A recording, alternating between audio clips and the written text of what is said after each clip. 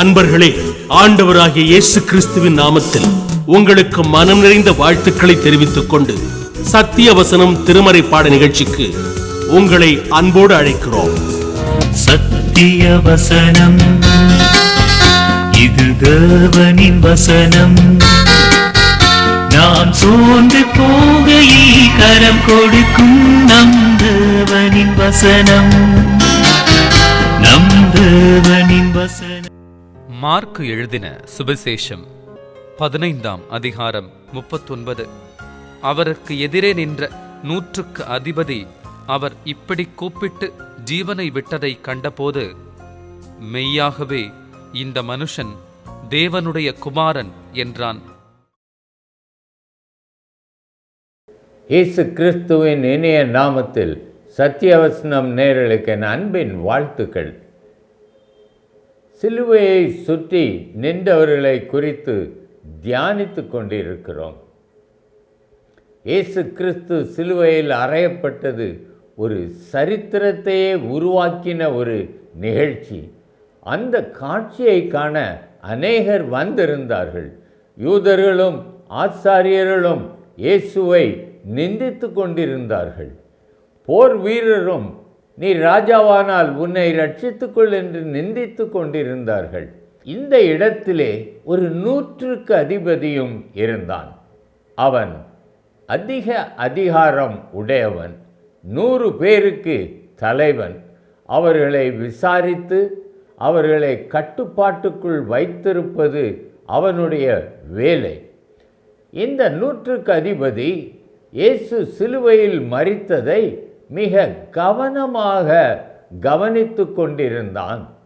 அவனுடைய கடமைகளில் ஒன்று கலகத்தை அடக்குவது மட்டுமல்ல, குற்றவாளிகளை சிலுவையில் அறைவதும் அவனுடைய கடமைகளில் ஒன்று. அப்படிப்பட்ட ஒரு கடமையை நிறைவேற்றவே இன்றைக்கு இந்த 100க்கு அதிபதி வந்திருந்தான். இயேசுவையும் 2 கள்ளர்களையும் சிலுவையில் அறைந்த பின் அவன் அங்கே நின்று காரியங்களை மேற்பார்வையிட்டு கொண்டிருந்தான். போர் வீரரோ சிலர் அவரை நிந்தித்தார்கள், சிலர் உடையின் பேரில் சீட்டு போட்டு கொண்டிருந்தார்கள். இந்த 100க்கு அதிபதி அங்கே நின்று நடந்தவைகளை கவனித்து கொண்டிருந்தான். இந்த ரோம போர்ச்சேவகர்கள் ரோமாபுரிக்கும் ராயனுக்கும் மிகுந்த விசுவாசம் உடையவர்கள்.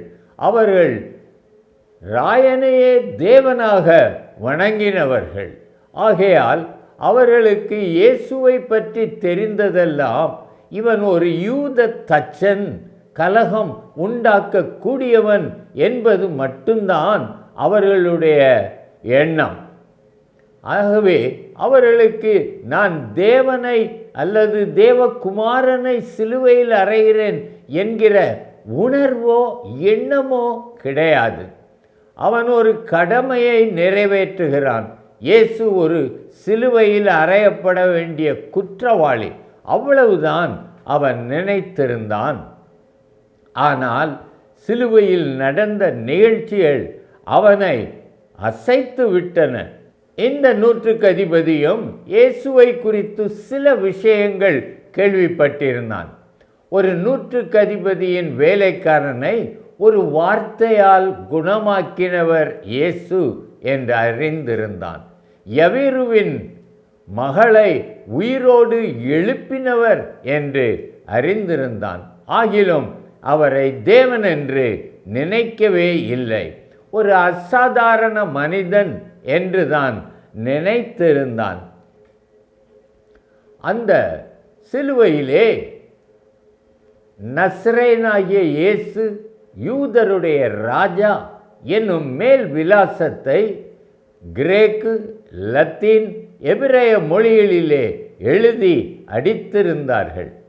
இந்த மேல் விலாசம் அந்த 100க்கு அதிபதிக்குள் ஒரு எண்ண அலையை உருவாக்கினது. இது என்ன, யூதருடைய ராஜா என்று போட்டிருக்கிறார்களே, அதே யூதர்கள்தான் இவரை சிலுவையில் அறைய ஒப்பு கொடுத்திருக்கிறார்களே. இந்த முரண்பாட்டிற்கு காரணம் என்ன என்பதை அவன் விளங்காமல் தவித்து கொண்டிருந்தான். என்னவா இருக்கும் என்று அவனுக்கு ஒன்றுமே விளங்கவில்லை. ஆனாலும் நடப்பவைகளை அதிக கவனமாக கேட்டுக்கொண்டிருந்தான். அவனுக்குள் இயேசுவை பார்த்த பொழுது ஒரு வித்தியாசமான எண்ணம் வந்தது. இவ்வளவு இவரை கேலி செய்கிறார்கள். சாதாரண மனிதனாய் இருந்தால் இவர்களை எல்லாரையும் பதிலுக்கு ஏதாவது திட்டியிருப்பான் அல்லது தூஷண வார்த்தைகளால் அவர்களை ஏசி இருப்பான். ஆனால் இவரோ யார் என்ன சொன்னாலும் அமைதியாய் இருக்கிறாரே. தன் வேதனையை குறித்து சத்தமிடாமல் அவர் அமைதியாய் இருக்கிறாரே என்று சொல்லி அவன் ஆச்சரியப்பட்டு கொண்டிருந்தான். அந்த வேளையிலே இவன் ஒரு சத்தத்தை கேட்கிறான். இயேசு, பிதாவே, இவர்களுக்கு மன்னியும், தாங்கள் செய்கிறது இன்னதென்று அறியாதிருக்கிறார்களே என்றான். நூற்றுக்கு அதிபதி நிஜமாகவே அவன் திணறி போனான். என்ன இது? யூதருடைய ராஜா என்று இவன் மேலுள்ள குற்றத்தை சொன்னார்கள். இவனோ தன்னை சிலுவையில் அறைந்தவர்களை மன்னிக்கிறானே, என்னையும் மன்னிக்கிறானே. நான் கடமையை செய்திருக்கிறேன், என்னை மன்னிப்பதற்கு காரணம் என்ன என்று விளங்காமல் கொஞ்சம் குழம்பிக் கொண்டிருந்தான். அவன் குழம்பிக் கொண்டிருந்த வேளையில் அவனுக்குள் ஒன்று தெரிந்தது. குற்றங்களை மன்னிப்பது ராஜாவுக்கு அழகு. ஆகவே இவர் நிச்சயமாக ராஜாவாகத்தான் இருக்க வேண்டும். ஆனால் பிலாத்து முன்னால் இவர் என்னுடைய ராஜ்யம் இவ்வுலகத்திற்கு உரியது அல்ல என்று சொன்னாரே. அப்படியானால் இவருடைய ராஜ்யம் என்ன என்று அவன் மனதிற்குள் சிந்தைகள் ஓடிக்கொண்டிருந்தது. ஆகவே அவன் இயேசுவை அதிக கூர்மையாக கவனிக்க ஆரம்பித்தான். திடீரென்று அந்த கள்ளன் இவரிடத்தில் ஏதோ கேட்கிறானே என்று கவனித்து பார்த்த பொழுது அவன் சொல்லுகிறான், ஆண்டவரே, உம்முடைய ராஜ்யத்தில் வரும் பொழுது அடியேனை நினைத்தருளும் என்றான். இந்த நூற்றுக்கு அதிபதிக்கு கொஞ்சம் விளங்க ஆரம்பித்தது. இவர் ஏதோ ஒரு ராஜ்யத்தின் ராஜா தான், அது நிச்சயம். இல்லை என்றால் இந்த கள்ளன் ஏன் அவரை அப்படி அழைக்கிறான் என்று சொல்லி கவனித்து கொண்டிருந்தார். இயேசுவோ அவனிடமாக திரும்பி அவனை பார்த்து ஒரு காரியத்தை சொன்னார். இன்றைக்கு நீ என்னுடனே கூட பரதீசில் இருப்பாய். நூற்றுக்கு அதிபதி நிஜமாகவே குழம்பி போனான். யார் இவர்? பரதீசை இந்த கள்ளனுக்கு வாக்கு பண்ணுகிறாரே, அவன் குற்றத்தை இவர் மன்னிக்கிறாரே. ரோம ராஜ்யம் அவனை சிலுவையில் அறைந்திருக்கும் பொழுது அவனை மன்னித்து பரலோகத்தை அவனுக்கு வாக்கு பண்ணுகிறாரே. இவர் மனிதனாய் இருக்கவே முடியாது. இவர்தான் அந்த பரதீசின் ராஜாவோ, பரலோகத்தின் ராஜாவோ, ஒரு தேவனோ என்று இவன் கலங்க ஆரம்பித்தான். அப்பொழுது அவனுக்குள் மனசாட்சியும் நான் இவரை சிலுவையில் அறைந்தது தவறோ என்று கூட நினைக்க ஆரம்பித்தான். ஆனால் அந்த நேரத்திலே அங்கே பல குரல்கள் எழும்பின. இந்த ஆசாரியர்கள் திடீரென்று அங்கே ஒரு சத்தத்தை எழுப்புகிறார்கள். தன்னை தேவனுடைய குமாரன் என்று சொல்லி தேவன் மேல் நம்பிக்கையாயிருந்தானே, அவர் இவன் மேல் பிரியமாயிருந்தால் இவனை இப்பொழுது விடுவிக்கட்டும் என்றார்கள். நூற்றுக்கு அதிபதிக்கு ஓரளவு விடை கிடைத்தது. மெய்யாகவே இவர் மனிதன் அல்ல, தேவனுடைய குமாரன் என்று அவன் நிச்சயப்படுத்தி கொண்டான். அவன் அப்படி நிச்சயப்படுத்தின பொழுது அவன் உள்ளத்திலே கொஞ்சம் தெளிவு ஏற்பட்டது. இந்த மாதிரியாக இவர் இருக்கும் பொழுது திடீரென்று இயேசு சொல்லுகிறார், பிதாவே, உம்முடைய கைகளில் என் ஆவியை ஒப்புக் கொடுக்கிறேன். தெளிவடைந்தவன் மறுபடியும் குழம்பி விட்டான். என்ன இது? தன்னுடைய ஆவியை விடாதிருக்கிறதற்கு ஒரு மனுஷனுக்கும் ஆவியின் மேல் அதிகாரம் கிடையாது. பின்ன எப்படி இவன் தன்னுடைய ஆவியை தேவனிடத்தில் ஒப்புக் கொடுக்கிறான்? தேவனை பிதா என்று வேறு அழைக்கிறான். இவன் உண்மையாகவே தேவனுடைய குமாரன்தான் என்று மனதிலே சிந்தித்து கொண்டிருந்தான்.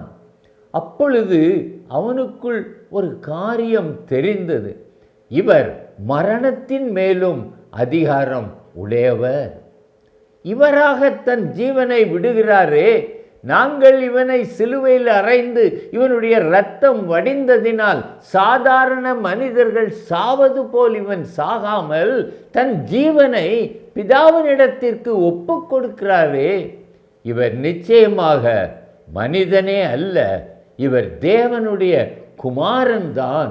மனிதனாக இந்த பூமிக்கு வந்து பாவங்களை மன்னிக்கிறார் என்று சொல்லி அவரை குறித்து சிந்தித்த பொழுது இயேசு அவன் நினைவுகளிலே உயர்ந்து விட்டார். அவன் அவரை கவனித்து பார்க்கிறான்.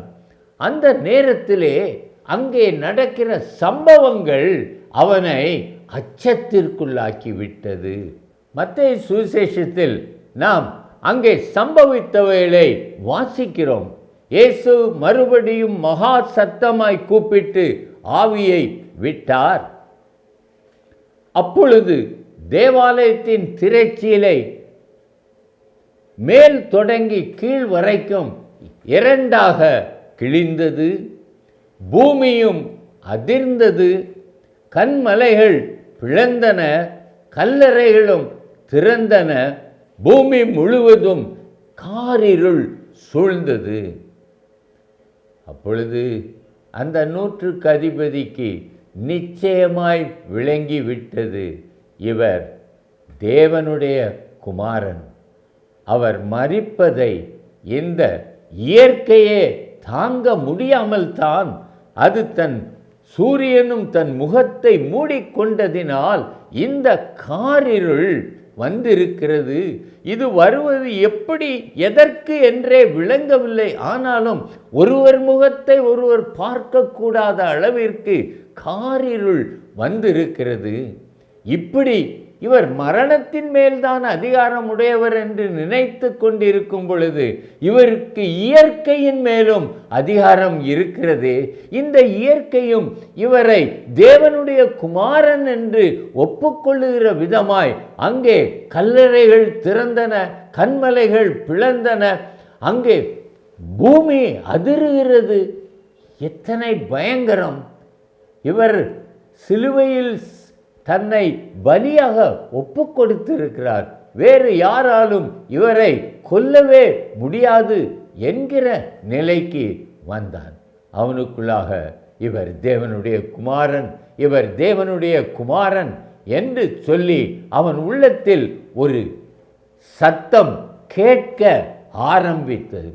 உடனே அவன் சொன்னான், இதோ இந்த மனுஷன் மெய்யாகவே நீதிபரராய் இருக்கிறார் என்றான். ஆனால் இன்னும் கொஞ்ச நேரம் ஆனது. அவனுக்குள்ளாக இன்னும் தெளிவு பிறந்தது. அவன் சொன்னான், மெய்யாகவே இவர் தேவனுடைய குமாரன் என்று சொல்லி தேவனை மகிமைப்படுத்தினான். சகோதரனே, சகோதரியே, ஒரு நூற்றுக்கு அதிபதி ராயனை தேவனாக வணங்கி பலி செலுத்துபவன். அவன் கடமையை நிறைவேற்ற வந்தானே ஒழிய இயேசுவை பற்றி அறிந்தவன் அல்ல. ஆனால் அவர் மரணம் அவனை அசைத்து விட்டது. உங்களிடத்தில் ஒன்றை கேட்கிறேன். இயேசுவின் மரணத்தை நன்றாக அறிந்திருக்கிறீர்கள். அவர் தேவகுமாரன் என்பதும் உங்களுக்கு தெரியும். அவர் நீதிபரர் என்பதும் உங்களுக்கு தெரியும். ஆனாலும் அந்த அவருடைய மரணம் உங்களை அசைத்திருக்கிறதா? இன்னும் பாவ சிற்றின்பத்தில்தான் மூழ்கி இருக்கிறீர்களோ? எனக்காக சிலுவையில் மரித்தாரே, நான் ஏன் இன்னும் இந்த உலகத்தோடு உறவு கொண்டிருக்கிறேன் என்று சொல்லி, ஒன்றும் அவருடைய மரணமோ அவர் இரத்தம் சிந்தினதோ உங்களை அசைக்கவில்லையா, தொடவில்லையா?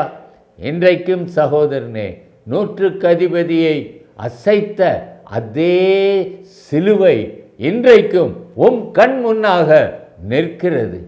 நேர் இயேசுவை தேவனுடைய குமாரனாக கண்டு அவரை மைமைப்படுத்துவீரா? மைமைப்படுத்தும் விதமாய் உலகத்தை நேர் வெறுத்து இயேசுவின் சிலுவையை எடுத்துக்கொண்டு அனுதினமும் அவரை பின்பற்றி நடப்பீரா? அப்படியானால் உண்மையாகவே நீரும் பரதீசில் இருப்பீர். ஜெபிக்கலாமா? அன்பின் தகப்பனே, உம்மை நான் ராஜாவாக ஏற்றுக்கொள்கிறேன், உமக்கு கீழ்ப்படுகிறேன். உம்மை நான் தேவனாக ஏற்றுக்கொள்ளுகிறேன். உம்மிடத்தில் என் பாவத்தை அறிக்கை செய்கிறேன். என் வாழ்க்கையின் குறைகளை உம்மிடத்தில் சொல்லி என்னை மன்னியும், என்னை நிறைவாக்கும் என்று கேட்கிறேன். தகப்பனே, உம்முடைய மரணத்திற்கு நான் தான் காரணம். என்னை மன்னித்து ஆண்டவரே, என் வாழ்க்கையில் ஒரு சமாதானமும் சந்தோஷமும் இருக்க கிருபை செய்யும். நான் போகும் இடத்திலெல்லாம் உம்மை தேவனுடைய குமாரன் என்று சாட்சியாய் அறிவிப்பேன். இயேசு நாமத்தில் பிதாவே, ஆமென்.